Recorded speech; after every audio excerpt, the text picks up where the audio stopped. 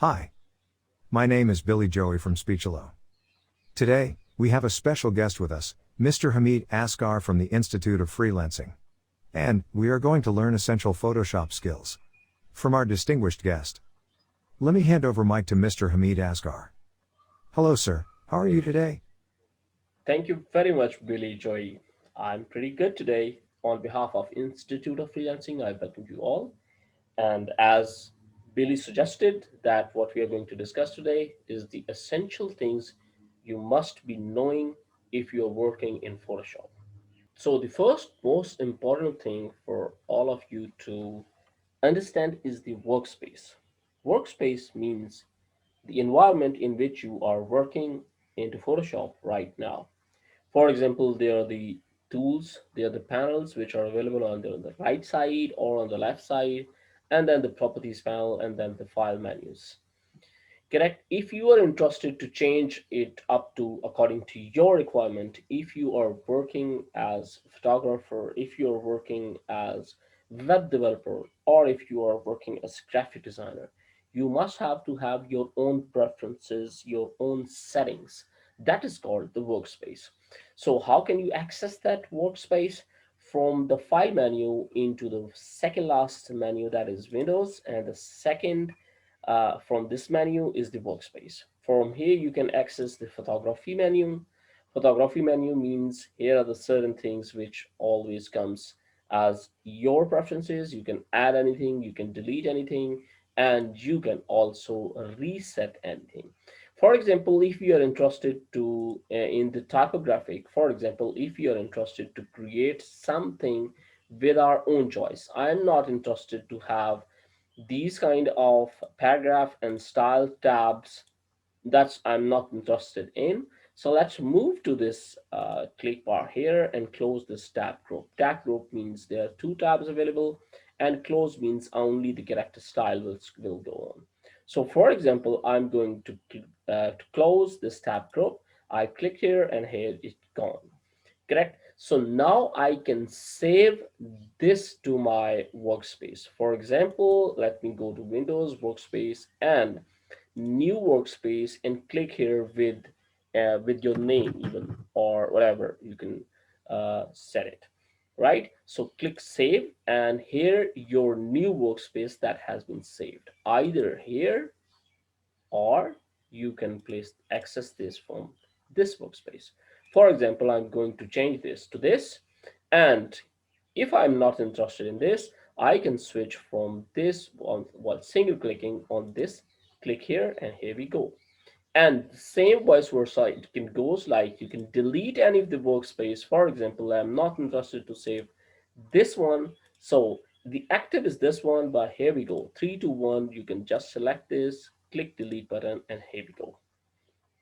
So that's the first essential skill you must have to understand into Photoshop. The second essential skills which I want you to always remember is the file formats. For example, we are going to create a new document, for example, of any size. Let me create a document, and here we go. The document is right now saved, and let me create any of the layer, and let me create any of the thing here, and with this type of color scheme, I'm going to save this document into default Photoshop file format. Or other than that, you can also go for the PSP. That's a large document format, BMP, and there are plenty of other formats you can save. But you must have to remember, if you are interested in creating, after creating you are going to change up anything, you must have to understand that the first file format, that's the default Photoshop file format, or the last, that is the TIFF format. That these are the two, and probably Targa, TARGA, or TGA. These are the file formats which allows you to change up with your layers. Otherwise, there's no other option will allow you to change up or the save in any other format. And that's the first thing which you have to remember.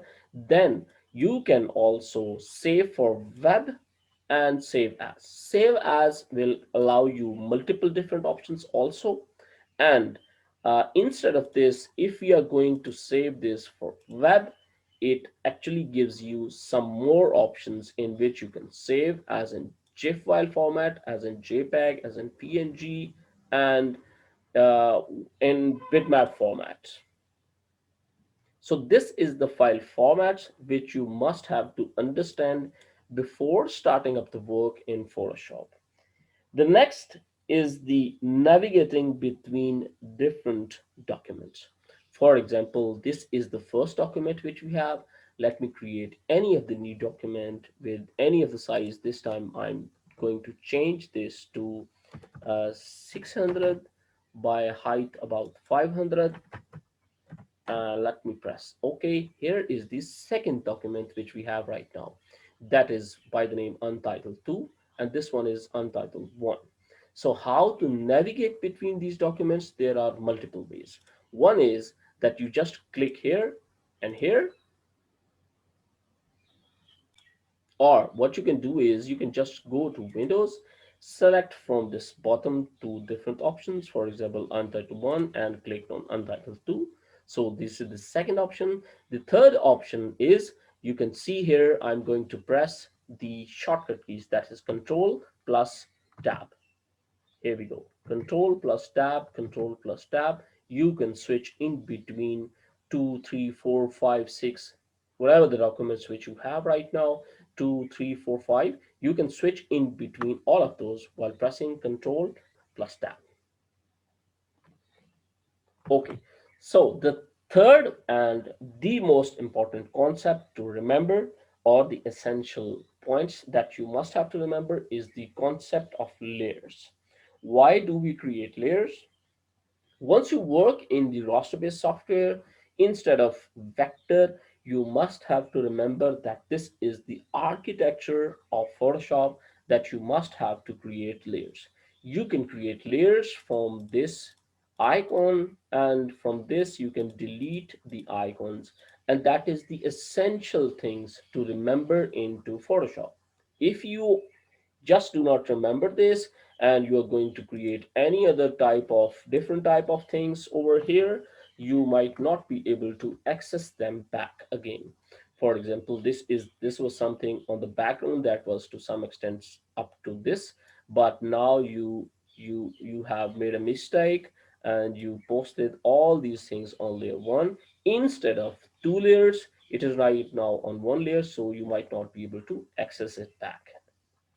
In the selection mode, Adobe Photoshop also offers a number of selection tools. That's the rectangle tool that is right now just behind this. The selected area will be the selected area will be selected, and other than that is the marquee tool, that is lasso. Other than that is the lasso polygonal tool, and magnetic tool. And apart from this, there's another option that is the quick selection tool, that just the quickly select any of these. Let me control plus D with the deselect, and let's click here, and here you can see the area has been selected. Other than that is the, as I mentioned, with the polygonal lasso tool and magnetic tool, you can select any part of the area while doing this type of work, like this way. Start and end that has to meet. Now the area has been selected. You can move around the selection, as well as you can transform this selection with Control plus T, and you can do this anything while with this selection option. So that is something, the very basic things to remember. Move tool, as I mentioned earlier, how can you move anything if that is available on any of the layer? As I mentioned earlier, that's the move tool. While selected this, you can move around anything, and you will have to select the separate layer if that is anything that is available on layer number 2. You have to first select the layers, appropriate layer, and then you can move around. Like for example, I have selected layer number 2, but there's nothing which is available on layer number 2, so that will not move. So to have a right selection, you first have to go to the appropriate layers, and then you can move it around. Shape tool, Here is the default options for the shapes. Let me click here and let's go to the appropriate. I'm going to make it invisible so that there should be no confusion. Right now, what you can do is, as we are right now layer number 2, you just create any of the selection, and here you can see it's a vector shape that has been created. You can do as many vector shapes as you want. By default, Photoshop is not a vector software, it's a raster software, but it allows you to create shapes in vector format. You can transform this at any stage. It will not distorted, it will not gives you any kind of odd or edges, distorted edges feeling, right? So you can make any shape in any format. You can transform this to any level. It will not be disturbed. By the way, there are plenty of other options also inside to these vector formats. You can rectangle, rounded rectangle, circle, polygonal, line tool, and then the custom shape tools. Inside the custom shapes, you have plenty of other options also. You can select any of them, you can pick any of them, and you can apply. Let's suppose, for example, I'm interested in this shape. Here you can see that the selection has been done. It's a vector format shape. Okay, so let's move to our next topic, and that is the adjustments of the layers. How can you create a new adjustment layer? There are multiple ways to access the layer adjustments panel. The first and foremost is into the top menu. From layer, you can go to the new adjustment layer and just click on any of this layer, for example, brighter contrast, and I'm interested to apply this on layer number 1. Once you select the appropriate option, it will change the option here. So let's click OK. Here you can see inside this layer, that's the adjustment list that has been made. Now what we are going to create the brightness and contrast on this layer that is above to layer number 1. So here you can see right now the contrast that's going to be changed. For example, you can see the brightness has been enhanced and brightness has been down. The further option is to check the auto adjustments, the auto brightness and contrast adjustment that has been made. So you can apply any of the changes, and further you can just click here on the delete option to delete this adjustment layers also. Here you can just selected the delete option, and by default the layer number 1 adjustment layers that has been wiped out and that has been gone. The example of the mask is, for example, here is the document. I have placed one picture. Let me bring any other picture into the same document. For example, let me bring koala into this. And here you can see. Now let's double click and create a mask of this koala, right? We have selected this image, we have created the mask, and now let's move to the brush tool and simply drag here, and you can see that the area is going to be wiped out.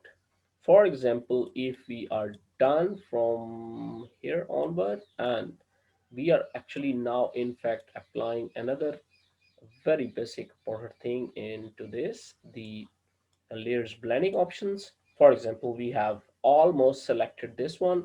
So select the luminosity, and here you can see that's the blending option. In fact, blended this whole thing into this. And further, what you can do is that you can click on this area and we can get the whole thing back here also. That's the another advantage. For example, we are interested to bring the this area back to the normal one, and we are all set with this. Correct. So that is the advantages of using mask. And as I told you earlier, you can right click on this thumbnail and delete the layer mask, as well as you can disable the layers mask. Click on the disable and you can see the whole area that was in fact the whole image that has been visible now. So let's again click here and enable the layer mask, and whatever you have applied with the help of brush tool, that has been applied. The next most important is the transforming of any of the layer or any of the object. For example, here you can see we have selected layer number one.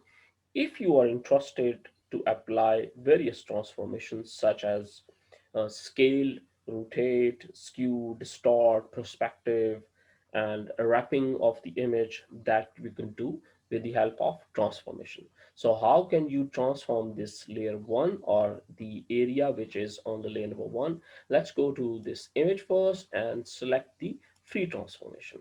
Free transformation allows you to scale it from the diagonal section, from the horizontal section, from the vertical section, upside, downside, or any of the size. And then you can skew it.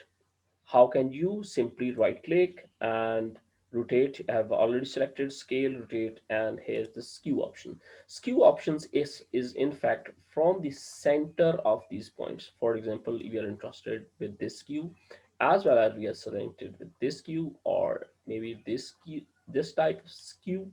And then further what you can do is, instead of using skew, right click and perspective. Perspective allows you to change to this level. And the further what you can also do is right click and you can change the wrapping options. Wrapping options allows you to create something like more interesting shapes. For example, something like this. You just select this one, and this time I'm going to do this one, and from here you can start creating such a beautiful shapes. Almost this angle and this angle has to be almost the same. So you can just click apply, and here you can see the same image that has been transformed into any other shape. This other essential tool that you must have to remember is the filters and the smart filters. How do they apply and how can we get the maximum benefit from them? So let me switch from this document to the second document, and let me place any of the picture up here. Like for example, we are placing penguins here, and by default it is being the smart object. And for example, in any such case, if it is a rasterized layer, and how can you simply convert this into smart object? Let's click here and here, sorry, click on this layer, and here is the convert to smart object. So boom, here we go. That has been converted. This layer has been converted into a smart object layer. So how can you get the maximum benefit out of it? Let me apply the default filters. For example, what we can create is motion blur or maybe radial blur, for example, something like this, and press OK. Here you can see the smart filter, the filter that has been applied on this smart object, smart object. So in the under this layer, you can see that's a smart filter. That layer has been applied. You can just check, uncheck to see whether that the original layer that's been there, and there's another filter that has been applied as a smart filter on this layer. So how can you get the maximum benefit? Let's see. Let me show you how can. Select this smart filter. First and foremost, the radial blur, you can change the options from here to at any level. For example, the opacity that's going to be changed. For example, the opacity of the radial blur that can be changed. Okay, see outer area that would be blurred much, whereas I'm interested to create this option, this central part of our penguin, that has to be crystal clear rather than the whole image has to gone blur or radial blur. So how can you do? Simply click on the smart blur layer, and let's select this either with this or maybe with this. Let me go you both the options. Let me give you both the options. Select this rectangle option. Let me select the most simplest option of this, and apply this black color on this with the help of, you can see the shortcut commands that you can see here, control plus backspace, and here we go. So let's deselect this, and you can see the center part of this that has been visible now, crystal clear, that's been visible. But there is one problem, as you can see up here, the area that has been quite much visible. So how can you just eliminate this, or let's make the selection again to that level that it should serve the purpose. For example, let me select this and add the featherness to, let's suppose, 5050, press enter, and now let's again select the same area, almost the same area, and post the control plus backspace, and here we go, control plus T. Now deselect, and you can see the best output from here. Perfect. And now you can do is that, let's again go to this opacity of this blending option. Let's make this to maximum, that is 100%, but this doesn't impact on this center image. That is 100% crystal clear, right? So that is the finest application, that is with the help of smart filters you can apply, and you can create so many creative work. And further, what you can do is just select this smart filter and click here and delete the mask and delete this radial blur, or you can just uncheck them, and the default option that has been visible, that's been default option that is available right now. The last most essential skills is the exporting of the document in any other format. For example, let me go to this file menu and export path to Illustrator, render video, zoomify, or what you can this do is that save this image into any other format.